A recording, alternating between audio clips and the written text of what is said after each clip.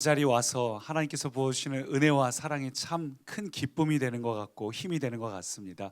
우리 옆분들에게 오늘도 하나님을 기대합시다 인사합니다. 오늘도 하나님을 기대합시다. 오늘 우리에게 부어주실 그 하나님의 은혜를 기대하며 나누실 말씀은 위대한 상속자의 선택이라는 제목으로 예레미야 17장 말씀을 함께 교독으로 읽습니다. 유다의 죄는 금강석 끝 철필로 기록되되 그들의 마음 판과 그들의 제단 뿔에 새겨졌거늘 그들의 자녀가 높은 언덕 위 푸른 나무 곁에 있는 그 제단들과 아세라들을 생각하도다.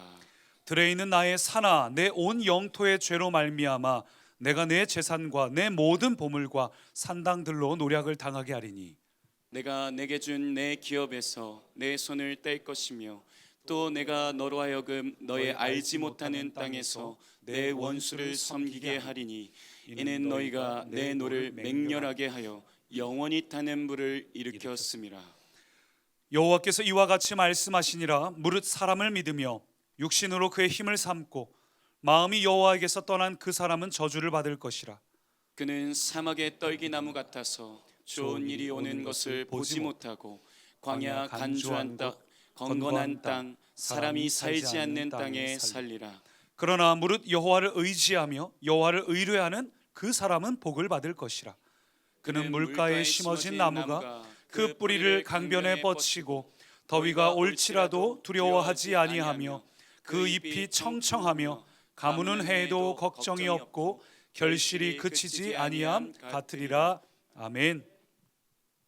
제가 20살 때 기숙사에서 알바를 하는 한 친구를 도운 적이 있습니다. 그 친구 하는 일이 대학교 기숙사와 또 건물 안에 있는 캔음료 자판기를 관리하는 일인데 제가 한번 도와주러 가봤더니 가면서 이 친구가 자기가 아주 획기적인 아이디어를 카피했다고. 그게 무슨 얘기냐 들어봤더니 캔음료를 보면 앞에 투명 창이 있고 내가 버튼 누를 때 어떤 음료가 있는지 샘플을 세워놨지요. 근데 그 중에 하나를 흰 종이로 감싼 다음에 거기다가 랜덤이라고 적어놨다는 거예요. 제가 비슷한 사진 한번 찾아봤는데 한번 보여주시죠. 의외로 이게 많이 있더라고요. 이런 식으로 음료수에 랜덤 아무거나 이렇게 적어놓은 겁니다. 저걸 누르면 뭐가 나올지 모르는 겁니다. 근데 이게 왜 획기적인 아이디어냐고 했더니 이 친구가 영업 비밀을 알려주겠다면서 저 음료수를 캔을 집어넣는 라인이 있는데 저 버튼을 누르는 라인에는 한 5캔 중에 하나 정도만, 혹시 음료수 장사하시는 분 안 계시죠? 5개 중에 하나 정도만 좋은 걸 넣고 나머지는 가장 인기가 없는 거, 잘 안 팔리는 거, 재고 처리해야 되는 거, 유통기한 임박한 거, 싼 거, 이런 것들만 거기다 다다다닥 집어넣는다는 겁니다. 근데 제가 가만히 지켜보니까 정말로 그 이후에 볼 때마다 앞에 있는 사람들 보니까 수많은 음료수들 중에서 뭐 먹지 고민하다 에라 모르겠다고 랜덤 누르는 사람들이 정말 많아요. 영업 비밀이었는데. 근데 여러분, 사람들이 왜 랜덤 아무거나 이 버튼을 누를까요? 많은 사람들이 요즘에 선택장애, 결정장애 이런 표현을 합니다. 음료수뿐만 아니라 메뉴가 많은 식당을 가도 뭘 먹을까 고민하면서 한 5분은 보내는 것 같습니다. 많은 사람들이 일상에서 겪는 수많은 선택들 앞에서 무엇을 선택해야 될지 우리는 늘 망설입니다. 가끔은 그런 생각이 들어요. 우리 인생에도 좀 랜덤 버튼이 있으면 좋겠다. 뭘 선택해야 될지 고민하지 않고 그냥 아무거나 선택을 포기한 사람들, 선택하는 걸 미뤄 놓은 사람들이 생각보다 많습니다. 근데 여러분 그거 아세요? 선택을 포기했다고 해서 선택을 안 하는 게 아니라 결국은 포기를 선택한 겁니다. 우리의 인생은 모든 순간이 선택으로 이루어져 있습니다. 선택을 미루었다고 해도 결국은 미룬 것을 선택한 거지 선택을 안 하는 건 아닙니다. 모든 순간은 선택입니다. 그래서 위험한 생각 습관 20이라는 책을 보면은 우리가 하루 평균 몇 번의 선택을 할 것 같으세요? 하루 평균 선택 횟수가 평균적으로 150번의 선택을 하며 산다고 합니다. 굉장히 많죠? 여러분이 오늘 이 교회에 오기까지도 많은 선택을 하셨습니다. 아침에 일어나서 10분만 더 잘까 말까, 아침을 먹을까 말까, 옷을 어떻게 입을까, 옷을 좀 편한 옷으로 입을까 아니면 좀 이쁘고 단정한 옷으로 입을까, 그리고 막 몇 번을 걸쳐봤다 이것도 선택이 안 되고 저것도 선택이 안 돼서 남편한테 가서 여보 이 옷이 뭔가 좀 약간 어색하고 좀 안 어울리지. 그럼 남편이 또 당신의 고민이 꼭 옷 때문일까? 그러면 이 남편을 때릴까 말까. 우리는 많은 선택을 하며 살아갑니다. 근데 때로는 이렇게 사소한 일상의 선택들뿐만 아니라 결정적인 선택의 순간이 찾아오죠. 굉장히 중요하고 우리 인생을 결정짓는 선택이 찾아올 때, 그때 우리가 이 선택 앞에서 올바른 선택을 하지 못해서 어리석은 선택, 잘못된 선택, 미련한 선택, 때로는 극단적인 선택을 하는 바람에 우리 인생의 많은 부분들이 꼬이고 힘들고 괴로운 경험을 하는 분들도 있을 겁니다. 결국 오늘 나의 선택은 어제 나의 선택, 하루하루의 선택이 모인 결과입니다. 그리고 오늘 여러분이 하는 선택은 선택 그 이상입니다. 오늘 여러분이 하는 선택이 결국은 여러분의 미래와 내일을 만들 것이기 때문에 여러분의 선택은 선택 그 이상입니다. 그 작은 선택 하나하나가 모여서 여러분의 미래를 만듭니다. 그래서 선택이 너무 중요합니다. 오늘 우리가 말씀 제목을 위대한 상속자의 선택이라 한 이유는 선택이 정말 중요하기 때문이에요. 오늘 말씀 본문도 보니까 잘못된 선택으로 끝내 망해버린 남유다 민족이 등장하죠. 3절 보니까 이렇게 말합니다. 중간에 보니까 죄로 말미암아 노략을 당하게 하리니, 4절 내가 너로 하여금 너희 알지 못하는 땅에서 내 원수를 섬기게 하리니 너희가 내 노를 맹렬하게 하여 영원히 타는 불을 일으켰음이라. 무슨 이야기입니까? 남유다 백성들이 오늘의 고통과 수치를 당하게 된 이유가 하나님이 잘 돌보셔야 되는데 잠깐 하나님이 한눈 파시느라 일어난 사고가 아니라 오늘 이 남유다 백성들의 하나하나의 선택들이 모여서 이루어진 선택의 결과입니다. 이 남유다 백성들이 하나님의 말씀에 무지해서 혹은 말씀을 무시해서 일어난 그들의 선택의 결과, 스스로 초래한 결과라는 겁니다. 남유다 백성들은 하나님을 섬기는 신앙을 선택하지 않았습니다. 그들은 당장 자기의 이익과 세상의 욕심을 선택했습니다. 그 결과로 망해버렸습니다. 그래서 오늘도 우리의 선택이 굉장히 중요합니다. 우리가 살면서 급하게, 바쁘게, 정신없이 우선순위가 밀려서 급한 대로 선택하는 것이 아니라 어떻게 하면 하나님이 원하시는 선택을 할 것인가. 여러분, 어리석은 선택하지 마시고 지혜로운 선택하시기 바랍니다. 세상적인 선택하지 마시고 영적인 선택하시기 바랍니다. 우리가 위대한 상속자의 축복을 누리려면 어떤 선택을 해야 하는가? 첫 번째 한번 따라 하시죠. 사는 편을 선택하라. 사는 편을 선택하라.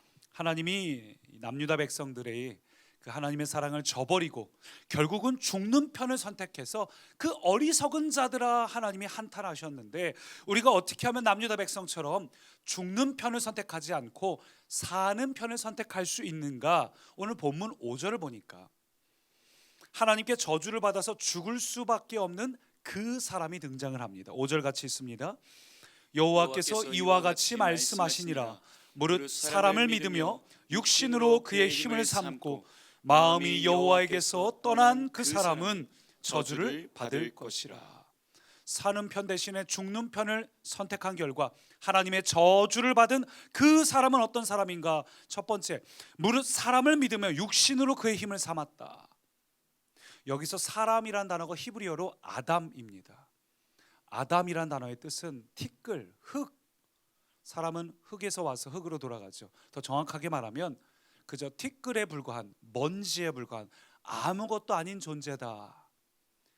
결국 우리의 모든 것들은 썩어서 한 줌의 티끌로 돌아가 버리는, 그게 인간이라는 거죠. 이게 무슨 이야기입니까? 사람아, 너는 너 자신을 믿지도 말고 너 자신의 육체를 믿지도 말고 네 주변에 있는 너에게 힘이 될 만한 다른 사람들, 인맥들, 너에게 도움이 될 만한 것들, 정보들, 그것을 믿지 말라는 겁니다. 왜요? 사람이란 존재는 결국은 누구나 티끌로 돌아갈 존재. 사람은 한치 앞을 내다볼 수 없는 존재입니다. 언제 어떻게 무슨 일이 일어날지 전혀 예측할 수 없는 존재. 그래서 무당을 찾아가고 점쟁이를 찾아가고 오늘의 운세를 뚫어지게 신문에서 찾아보고 오늘은 귀인을 만난다니, 이렇게 살아가는 전혀 앞을 내다볼 수 없는 그 사람을 어째서 의지하고 있느냐?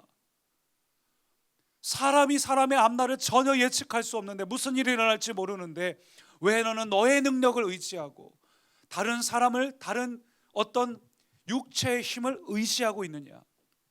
성경은 자주 말하죠. 풀은 마르고 꽃은 시드나 주의 말씀은 영원하다. 결국은 풀이 마르고 꽃이 시들듯 우리의 육신은, 우리의 가진 조건은, 힘과 능력은 언제 어떻게 시들고 사라질지 모릅니다. 그런데 남유다 백성들은 사람을 믿고 육신을 의지하는 어리석은 선택을 한 나머지 결국 망하게 되어버렸습니다. 저는 여러분 모두가 이 남유다 백성의 모습을 보면서 죽는 편이 아니라 오직 사는 편을 선택하시기를 축원합니다. 그래서 이 말씀을 보면서 한 인물이 떠올랐습니다. 보통 몇 년 단위로 바뀌게 되는데 가장 최장수 기록이죠. 무려 7년 동안 주중 대사를 하셨던 우리 김아중 장로님이 쓰신 하나님의 대사라는 책, 많이 읽어보셨을 텐데 이 책에 보면 이런 내용이 있어요. 주중 대사로 있을 때 대사가 골프도 안 치고 술도 안 먹고 어떻게 외교 관계를 잘할 수 있겠냐 비난하는 사람들이 있었습니다. 그러나 나는 골프 치고 술 마실 시간에 나라와 민족을 위해서 기도하는 구별된 관리가 되기로 결심했습니다. 어떤 경우에도 사람을 의지하지 않고 하나님이 허락하시는 대로만 살기로 결단했습니다. 그래서 누군가에게 인사청탁을 하거나 내 자리와 관련해서 도와달라는 말을 꺼낸 적이 한 번도 없습니다. 혹시라도 내 입에서 그런 말이 나오는 순간에 하나님이 내 손을 놓으실까 봐 두려웠기 때문입니다. 그만한 결단과 결심이, 확고한 결심이 이분에게 있었어요. 계속 이분이 이렇게 이야기합니다. 사람을 의지하는 자의 결국은 실망과 좌절입니다. 주님은 돈이나 명예가 아니라 그분만을 사랑하는 자에게 영원한 생명을 약속하십니다. 주님만 경외하고 의지하는 자에게 진정한 축복이 있습니다. 여러분, 그래요. 사람을 의지하는 자의 결국은 실망 아닙니까? 많은 사람들이 경험하잖아요. 이미 학창시절부터 너에게만 얘기할게 했는데 한 3일 지나면 다 알고 있어요. 보증 한번 잘못 써서 인생이 꼬여버린 사람이 얼마나 많습니까? 제가 말씀드리고 싶은 포인트는 보증이니 대화니 이게 아니라 많은 사람들이 결국은 사람을 의지한 결과가 얼마나 큰 실망이고 좌절인지를 경험한다는 거죠. 그래서 우리는 다른 사람이나 다른 인맥을 의지할 것이 아니라 오직 하나님을 의지하시기 바랍니다. 시편 기자가 이렇게 강조합니다. 귀인들을 의지하지 말며, 나를 도와줄 만한 VIP, 인맥, 뭔가 갖고 있는 사람들, 그 사람들을 의지하지 말며 도울 힘이 없는 인생도 의지하지 말지니 호흡이 끊어지면 흙으로 돌아가서 그날에 그의 생각이 소멸하리로다. 그럼 뭘 해야 될까? 5절 같이요. 야곱의 하나님을 자기의 도움으로 삼으며 여호와 자기 하나님에게 자기의 소망을 두는 자는 복이 있도다. 아멘. 하나님을 자기의 도움으로 삼으며 하나님, 그것도 나의 하나님에게 자기의 소망을 두는 자는 반드시 복이 있습니다. 저는 여러분이 도울 힘이 없는 사람을 믿고 육신을 의지하는 미련한 사람이 아니라 하나님으로 자기의 도움을 삼고 하나님께만 소망을 두는 편을 선택하는, 사는 편을 선택하는 우리 꿈의 성도가 되기를 축원합니다.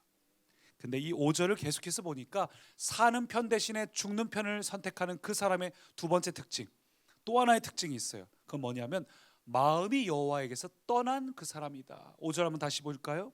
뒷부분 보면 마음이 여호와에게서 떠난 그 사람은 저주를 받을 것이라. 여러분, 남유다가 수치와 고통을 당한 이유는 겉으로는 종교 개혁을 했고, 겉으로는 주일의 교회에 빠지지 않고, 겉으로는 잘하고 있는 것 같아 보이지만 마음으로는, 중심으로는, 속으로는 어쩔 수 없이, 할 수 없이 종교 행위로만 벌 받을까 봐, 천국행 티켓을 놓칠까 봐 억지로 하고 있음을 그들 자신도 속이고 하나님을 속이려고 했는지 몰라도 하나님은 속지 않으셨기 때문입니다. 하나님은 마음을 아시는 분이에요.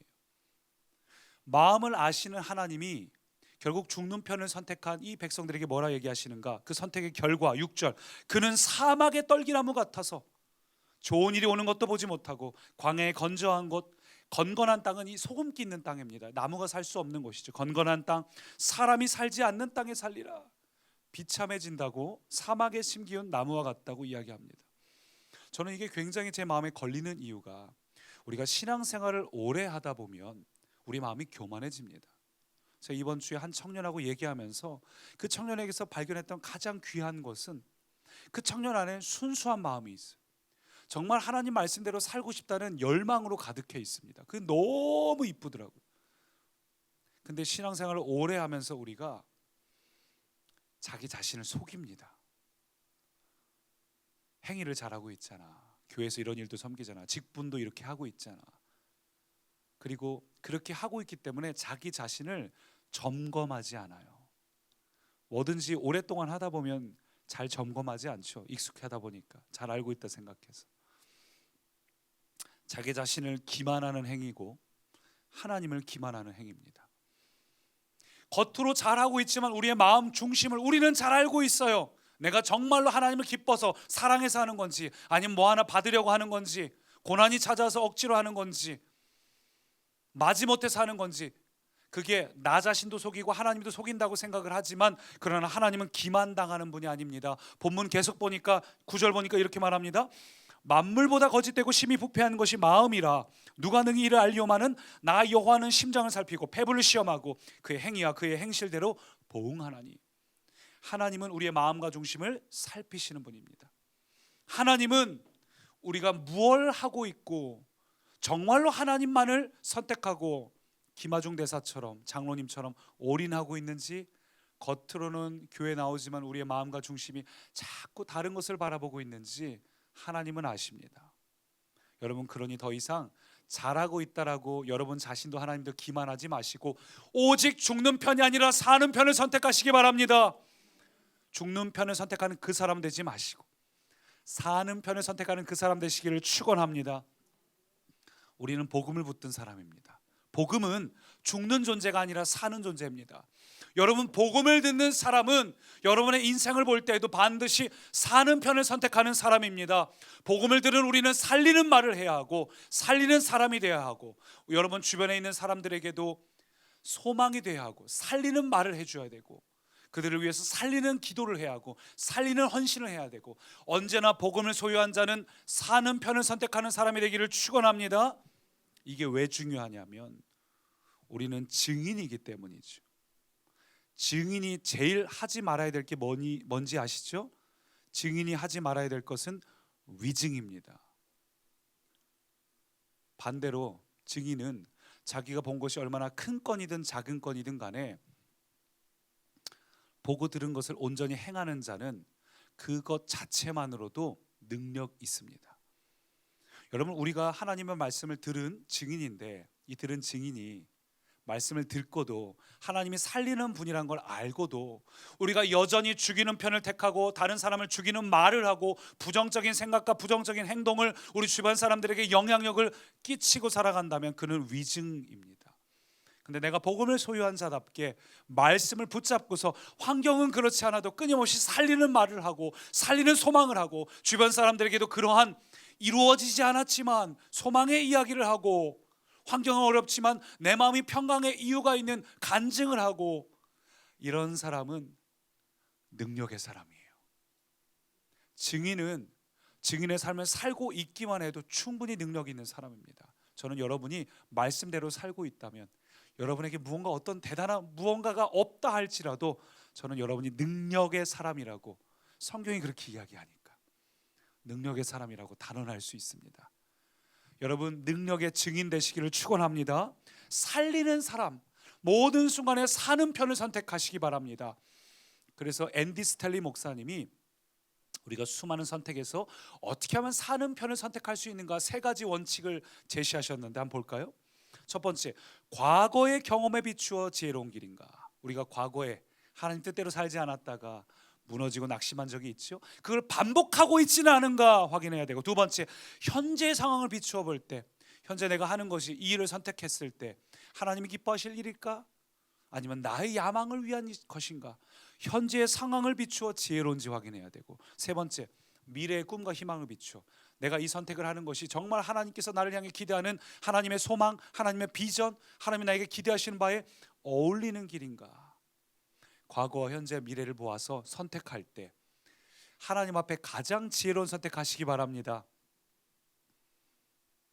내 미래를 내다보면서 난 틀렸어, 난 안 돼, 내 현재 때문에 낙심하지 마시고 미래에 하나님이 여러분에게 원하시는 미래, 여러분에게 기대하는 하나님의 소망, 반드시 여러분은 하나님께 쓰임받는 하나님의 위대한 사람이 될 거라는 사실 붙잡았다면 여러분 낙심하는 자리에 주저앉아 있지 마시고 빨리 일어나시기 바랍니다. 바른 길을 선택하십시오. 사는 편을 선택하십시오. 여러분이 이 예배의 자리에 와서 오늘 이 말씀을 듣고 있다는 것, 이제 여러분이 이 말씀을 붙잡고서 내가 왜 이렇게 부족하지 낙심하고 있지 말고 증인으로 살아야지. 부족하면 어때요? 증인답게 살아갈 때 여러분은 능력의 사람입니다. 내가 말씀 붙잡고 살아야지. 사는 편을 선택해야지. 여러분 언제나 사는 편을 선택하시기 바랍니다. 세상이 원하고 마귀가 원하는 그 사람 되지 마시고 하나님이 원하시는 그 사람 되기 바랍니다. 교회를 망치고 관계를 깨트리고 하나님을 지치게 하는 남유다 백성 같은 사람 되지 마시고 목에 칼이 들어와도 사는 편을 선택하는 우리 꿈의 가족 되기를 축원합니다. 그래서 우리가 첫 번째는 사는 편을 선택해야 한다는 것이고, 두 번째 한번 따라 하실까요?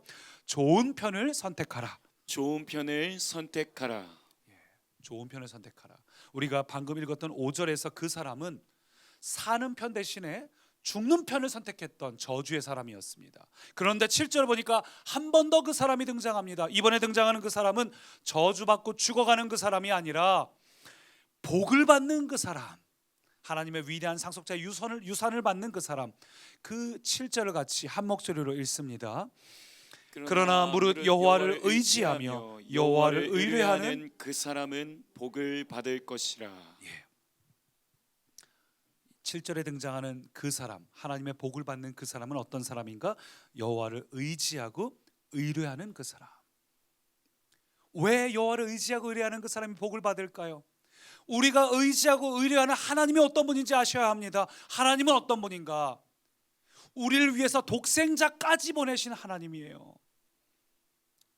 제가 대학교 때 신학교 시절에 그때 매일같이 몇 시간씩 기도를 하는데 그 중에서 특별히 저에게 아주 베스트 프렌드가 있었습니다. 항상 기도하고 울고, 한 번은 기숙사에서 같이 끌어안고 울면서 선교에 대해서 막 이야기 나누면서, 만약 너가 순교한다면 내가 너의 아내와 아이를 평생을, 내 재정적으로 넉넉하진 않지만 책임져 주겠다. 서로 막 울면서 기도했어요. 둘 다 솔로였는데 울면서 막 서로를 책임져 주겠다고. 너가 죽더라도 걱정하지 말고 당당하게 순교하라고. 지금 생각해 보니까 대신 죽겠다는 얘기는 아니잖아요. 근데 하나님은 대신 죽겠다 말씀하셨을 뿐만 아니라 어린 양으로 이 땅에 오셔서 정말 대신 죽으셨습니다. 그래서 우리가 하나님을 의지하고 의뢰한다는 사실이 너무 놀라워요. 아무리 친한 친구라 해도, 아무리 은혜 받아도 대신 죽겠다는 말은 할지언정 실제로 할 수는 없습니다. 부모 자식 간에나 간혹 가능한 일이겠지만, 그런데 오늘 말씀을 보니까 하나님은 우리가 아직 죄인 되었을 때 이미 우리를 위하여 대신 죽으심으로 우리를 향한 당신의 사랑을 확증하셨습니다. 여러분, 우리가 의지하고 의뢰하는 분은 세상에 그 누구와도 비할 수 없는 분입니다. 하나님을 의지하고 의뢰하는 것이 가장 귀한 일입니다. 가장 좋은 일입니다. 이보다 더 좋을 수 없습니다. 그래서 우리가 여기서 알아야 될 게 한 가지 있어요. 여호와를 의지하고 의뢰하라고 이야기를 했는데, 여호와를 의지한다는 건 그분을 믿고 신뢰한다는 뜻이고, 여호와를 의뢰한다는 것은 그분을 믿을 뿐만 아니라 맡긴다는 뜻을 가지고 있어요. 이게 무슨 얘기인가? 우리가 하나님을 단지 믿는 것에만 머무르면 안 됩니다. 하나님을 믿을 뿐만 아니라 그분께 내 것을 맡겨야 합니다. 하나님 믿어요가 아니라 내 걱정과 근심과 내 미래도 전부 하나님께 맡길 수 있는 사람이 되어야 해요. 하나님은 믿고 맡기는 선택을 한 사람, 지금 당장 너무 어렵더라도 그럼에도 불구하고 내 미래를 하나님께 전부 맡기기로 선택한 그 사람에게 어떤 복을 주시는가? 여호와 이레의 축복을 주십니다. 여호와 이레가 무슨 뜻이죠? 네, 준비하시는 하나님은 준비하시는 분이다. 근데 여러분, 여호와 이레라는 단어에 준비하다는 뜻 외에 한 가지 더 있는 거 아세요? 그것은 살피시는 하나님입니다. 그냥 준비하는 게 아니라 살피시고 준비하시는 겁니다. 아브라함에게 여호와 이레, 아브라함이 여호와 이레라는 고백을 했는데, 아브라함이 이삭을 우상처럼 여기다가 말씀에 순종해서 이삭을 데리고 갈 때 하나님께서 출발하기 전부터 야, 걱정하지 마라, 내가 널 위해 다 준비했다, 이렇게 말씀하지 않으셨고, 아브라함의 믿음을 살펴보셨죠.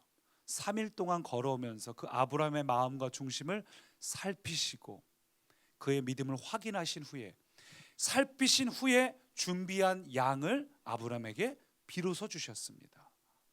처음부터 걱정하지 마라고 하신 게 아니라 그 마음, 믿음, 결단, 중심을 살펴보셨어요. 여러분, 그래요. 우리가 때로는 신앙생활 하다 보면 아브라함처럼 왜 이런 일이 일어나는지 이해가 다 안 됩니다. 왜 나에게 이런 어려움을 주시는지, 왜 내가 이런 슬픔을 겪어야 하는지, 하나님이 조금만 날 지켜주셨으면 내가 이런 반복을 하지 않았을 텐데, 여러 가지 고민들이 드는데, 여러분, 그 어떤 순간에도 다 이해가 안 된다 해도, 너무 슬프고 힘들다 해도 반드시 뒤돌아보지 말고 오직 하나님만 의지하고 선택하시는 꿈의 가족 되기를 축원합니다. 아브라함처럼 다 이해가 안 돼도 왜 나한테 이런 걸 요구하시는 걸까? 잘 이해가 안 돼도 하나님께 내 미래를 맡겼기 때문에 주신 말씀에 순종해서 걸어가는 자만이, 그래야만이 하나님이 예비하신 여호와 이레의 축복을 경험합니다. 저는 반드시 그것을 경험하시기를 축원합니다. 마르다가 예수님을 접대하는 일로 굉장히 바빴지요. 갑자기 예수님이 찾아왔어요. 혼자 오신 것도 아니고 그냥 떼거지라고 해도 되겠죠? 갑자기 사람들을 데리고 왔어요. 근데 식사 때였고 마르다의 마음이 분주했습니다. 뭘 식사를 해드려야 되나? 그래서 접대하는 일로 준비하느라 바빴는데, 그때 또 한 명이 등장하죠. 마리아는 사람들의 평가, 시선, 다른 사람들 이 생각을 미처 할 틈이 없었습니다. 예수님이 너무 좋아서, 예수님 하시는 말씀 하나하나가 너무 좋아서 미처 틈이 없었어요. 마르다를 돌아볼 틈이 없었어요. 예배 때 너무 은혜를 받아서 다른 사람 뭐 신경도 안 쓰고 눈물 콧물 흘리고 손 들고 기도하듯이, 마리아가 못돼서 미련해서 마르다를 못 본 게 아니라 정말 하나님께, 예수님께 집중하다 보니까 미처 거기까지 신경도 안 쓰이는 거예요. 연인들 보면 꼭 지들만 있는 것처럼 막 둘이서 막 달라붙어 다니잖아요. 아주 그냥 세상에 지들만 있어요. 근데 주님이 정말 우리에게 원하시는 게 그게 아닐까. 마리아는 정말 예수님밖에 보이지 않았습니다. 그래서 마르다가 삐졌죠. 예수님께서 근데 그 마르다에게 뭐라고 이야기하죠? 마리아는 좋은 편을 선택했다. 마리아는 주님을 위한 일이 아니라 주님의 일을 선택했다. 내 나름대로 주님을 위한 일이라고 노력하는 것이 아니라 주님이 원하시는 일, 기뻐하시는 일, 내가 선택하고 내가 결정한, 내가 보기에, 지난주 표현대로 내가 보기에 선하는 것이 아니라 주님이 보시기에 선한 일을 마리아는 선택했다. 누가복음 10장은 이렇게 말합니다. 몇 가지만 하든지 혹 한 가지만이라도 족하니라 마리아는 이 좋은 편을 택하였으니 빼앗기지 아니하리라. 여러분, 하나님 원하시는 선한 것을 택하시기 바랍니다. 지난주 표현 기억나시죠? 선한 것이라 해서 다 선한 게 아닙니다. 선한 의도로 한다고 해서 다 좋은 결과가 나오는 게 아닙니다. 하와처럼 더 좋은 아내가 되고 싶어서, 더 좋은 사람이 되고 싶어서, 이거 먹으면 지혜로워질 것 같아서 선한 의도지만 하나님이 기뻐하시지 않은 선택을 할 수도 있습니다. 선하다고 해서 다 선한 것이 아니라 주님을 위한 것이라서 다 원하는, 주님이 기뻐하시는 일이 아니라 마리아처럼 정말로 주님의 일, 주님의 선한 선택, 참으로 좋은 편을 선택하시기를 축원합니다. 우리가 인생 살면서 수많은 것들을 감당해야 됩니다. 좋은 부모가 돼야 하고, 좋은 자녀도 돼야 하고, 신경 써야 될 것, 선한 일들 정말 많지만, 그러나 마리아처럼 주님이 기뻐하시고 주님이 기대하시고 주님이 원하시는 그 좋은 편, 하나님 보시기에 좋은 그 선한 편, 그것을 온전히 선택하시기를 축원합니다. 오스왈드 챔버스가 쓴 주님은 나의 최고봉이라는 책을 보면 이런 무거운 질문이 있어요. 이 책에 이게 365일 넘겨볼 수 있는 건데, 하나하나가 굉장히 촌철살인입니다. 근데 한 문장이 뭐냐면 당신의 인생에 무덤이 있습니까? 무슨 이야기일까요? 이 말 그대로 무덤처럼 당신 인생 살면서 정말 힘들고 어려웠던 경험이 있는가? 아마 많은 분들이 인생 살면서 돌이켜보면 무덤과 같았던 힘들고 괴로웠던 순간들이 있을 겁니다. 저도 마찬가지예요. 저는 어렸을 때 예수를 잘 믿다가 고등학교 때 좀 흔들려서 방황하다가 다시 고3 때 하나님을 극적으로 다시 만나고 신학교를 딱 들어갔는데, 고등학교 때 그렇게 방황할 때는 가만두던 하나님이 왜 신학교 들어가자마자 패를 치셔서 패를 떼내게 하셨는지, 아니 찬양도 해야 되고 할 것도 많은데 왜 숨을 못 쉬게 만드시는지, 왜 신학교 다니면서 남들은 기도도 안 하고 신앙도 별로 뭐 하나님과 그렇게 뜨거워 보이지도 않는데 저들은 그렇게 잘 먹고 차도 타고 다니고 여유 시간도 많고, 나는 왜 기도하고 하나님 앞에 간절히 부르짖는데 몇 시간씩 기도하는데 한 1년 동안 하루에 한 끼만 먹으니까 이해가 안 되는 거예요. 왜 나는 이렇게 기도하는데 가난하게 살아야 되지? 나는 하나님께 부르짖는데 하나님은 나를 외면하시나? 왜 하나님 별로 사랑하지 않는 것 같은 저 사람들을 더 사랑하는 것처럼 보이지? 결혼하고도 내 식구가 함께 14평 상가빌라에 살 때도 곰팡이 냄새, 추워서 4명이서 같이 거실에서 함께 좁은 데서 잘 살면서 창문만 열면, 더워서 창문 열면 담배 냄새, 옆에 식당에서 막 소음에, 그 상황 앞에서 감사하며 산다는 게 결코 쉽지가 않았습니다. 그때 저에게 어려운 건 설교를 준비하는 것보다 설교한 대로 사는 게 더 어려웠습니다. 감사하며 살라고 같이 나누었지만 감사가 안 나와요. 짜증과 불평이 나오고, 환경이 힘들고 어려워지니까 도저히 믿음대로 살아가는 게 쉽지가 않고 자꾸 딴 생각이 들고, 딴 데는 가버렸으면 좋겠다, 어디 해외 같은 선교사로 가면 차라리 여기보다 낫지 않을까.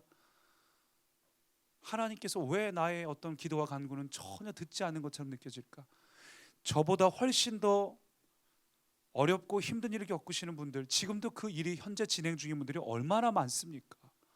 목장 나누지 보면서 야, 어떻게 하면 좋아요 하나님, 그런 분들이 얼마나 많은지 몰라요. 당신의 인생에 무덤이 있습니까? 죽을 것 같은 무덤 한복판에 있는 분들이 분명히 있습니다. 근데 여러분, 그 견디기 힘든 무덤의 순간들이, 그 괴롭고 절박하고 무너지기, 쓰러질 수밖에 없는 그 순간들이 바로 여러분의 간절함이 여러분의 믿음이 되고 여러분의 용기가 되고 여러분의 신앙이 됩니다.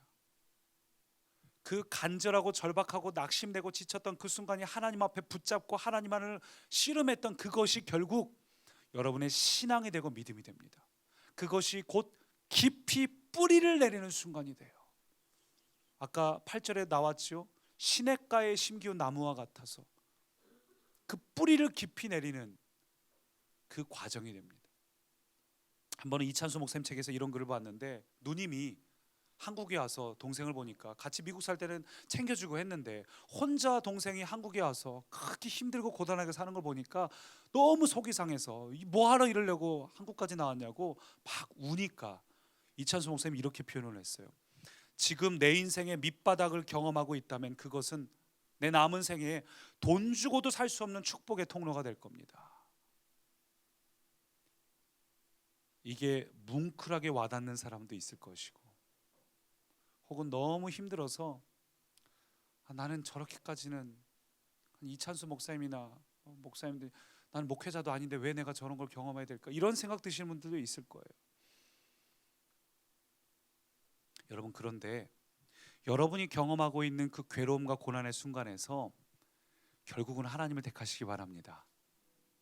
인생의 무덤에서, 무덤이 무덤으로 끝나느냐 아니면 그 무덤이 무덤에서 부활하신 주님을 만나느냐는 여러분의 선택에 달려 있습니다. 인생의 무덤을 누구나 경험하지만 어떤 사람은 무덤에서 죽음을 직면하고 어떤 사람은 그곳에서 부활을 직면합니다. 부활하신 예수님을 직면하고 죽을 것 같았던 나의 환경을 뛰어넘고 이기고 승리하는 예수 그리스도의 부활을 경험합니다. 저는 여러분 모두가 예수 그리스도의 부활을 경험하시길 축원합니다. 그런 사람은 어떻게 되는가? 시편 32편, 악인들에게는 슬픔이 많겠지만 여호와를 신뢰하는 사람은 변함없는 사랑이 그를 감쌀 것입니다. 여러분이 좋아하는 편을 선택하는 것이 아니라 하나님이 좋아하시는 편을 선택하는 사람만이 이 경험을 합니다. 여러분 살다 보면 때로는 믿음이 흔들릴 때 있습니다. 신앙이 흔들릴 때도 있습니다. 근데 그게 이상한 게 아니에요. 왜냐하면 유영만 선생님이 쓰신 나무는 나무라지 않는다라는 책에 보면 이런 내용이 나와요. 중심은 흔들리면서 잡힌다. 흔들려보지 않은 사람은 삶의 중심이 무엇인지 알 수 없다. 중심은 흔들리면서 서서히 잡히는 내 삶의 핵심이다. 제가 이걸 쭉 보면서 여기서 이 중심을 저는 하나님이라고 표현하고 싶어요.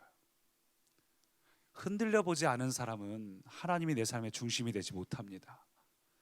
인생의 무덤을 경험하지 못한 사람, 고난의 시간, 괴로움의 시간, 간절했던 시간들을 경험해보지 않은 사람은 중심의 하나님이, 내 삶의 중심이 하나님이라는 사실을 절대 알지 못합니다. 결국은 나를 의지하고 육신을 의지하고. 그래서 여러분 이 자리에 혹 신앙이 흔들리고 계신 분들이 있다면 여러분 흔들림을 괴로워하지 마시고 그 중심이 하나님임을 반드시 경험하기를 축원합니다. 때로 믿음이 흔들리고 어려운 순간이 와도 어떤 순간에도 반드시 믿음으로 살고 순종하고 행하는 하나님을 선택하는 사람 되기를 축원합니다. 그래서 여호수아가 인생의 마지막에 이런 신앙을 고백을 했습니다. 만일 여호와를 섬기는 것이 너희에게 좋지 않게 보이거든 너희 조상들이 강 저쪽에서 섬기던 신들이든지 또 너희가 거주하는 땅에 있는 아무리 족속의 신들이든지, 함께 읽죠. 너희가 섬길 자를 오늘 택하라. 오늘 나와 내 집은 여호와를 섬기겠노라 하니. 오직 나와 내 집은 여호와를 섬기겠노라. 여러분 어떤 것을 택하시겠습니까? 오늘 무슨 순간에도 하나님 원하시는 죽음의 선택이 아닌 살리는 편을 택하고 하나님이 기뻐하시고 좋아하시는 편을 선택하는 분들은 아까 8절에 있던 것처럼 그는 뿌리를 내린 나무와 같아서 더위가 오든지 가뭄이 오든지, 여러분 더위와 가뭄은 찾아옵니다. 안 올 수는 없습니다. 근데 그리스도인의 신비는 더위가 와도 가뭄이 와도 잎사귀가 늘 푸르고 반드시 철을 따라 과실을 맺는 것입니다. 반드시 그 과실을 맺는 우리 꿈의 가족 되기를 축원합니다. 우리 그 마음을 담아서 이 찬양을 고백합니다. 온 땅의 주인 되신 주님, 이 찬양 고백하면서 주님이 상한 마음을 돌보시고 방황하는 내 마음에 주의 길을 비추시네. 여러분 무덤 같은 곳에 있다 할지라도 여러분의 마음이 기다리고 있고 지치고 있고 낙심되고 또 미래가 불안하다 할지라도 두려워하지 마시고 주님을 붙잡으시기 바랍니다. 분명하게 붙잡으시기 바랍니다. 오늘 이 찬양으로 주님의 마음을 함께 고백합니다. 온 땅에 주인 되신 주님, 오늘 주님이 여러분의 이름을 아시며 나의 마음에 상한 것들을 보십니다. 주님은 내 인생의 어둠을 밝히시며 방황하는 나의 마음에 주님의 빛을, 주님의 길을 비추십니다.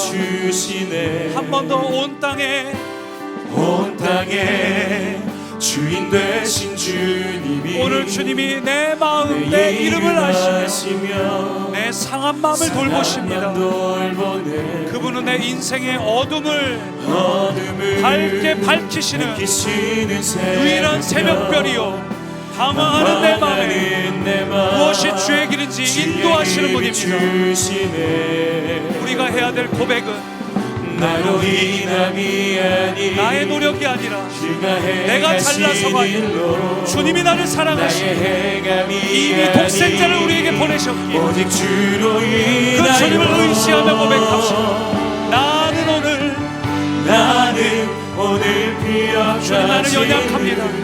우리의 육신은 꽃과 같이 시들고 사그라들겠지만 안개와 같지만 그러나 주님이 나를 붙드실 때에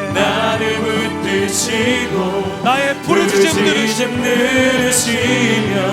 주님 나를 귀하다 날 붙잡아 주십시오. 나는 오늘 모습 없는 꽃과 같네. 육신을 의지하지 않겠습니다. 사람을 의지하지 않겠습니다. 주님 나를 붙잡아 주십시오. 주님 나의 부르심을 들으십시오.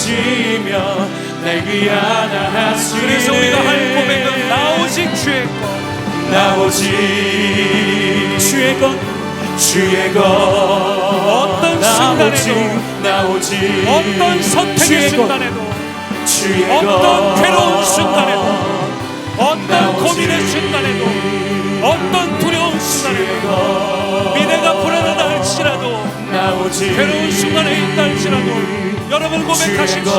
나는 오직 주님의 것입니다. 나는 오직 주님의 것입니다. 나는 오직 주님을 선택합니다. 나 오직 주의 것, 주의 것, 주의 것. 함께 합심으로 기도할 때 주님, 내가 어떤 순간에도 주님만을 택합니다. 사람 의지하지 않게 하시고, 무덤 속에 있다고 해서 비난하고 좌절하고 절망하고 주저앉아 있지도 않게 하시고, 일어나서 주님이 기뻐하시는 믿음의 선택, 믿음의 순종, 두려워하지 않고 하나님만 온전히 의지하는 우리의 삶이 되겠노라고 함께 합심으로 기도합니다.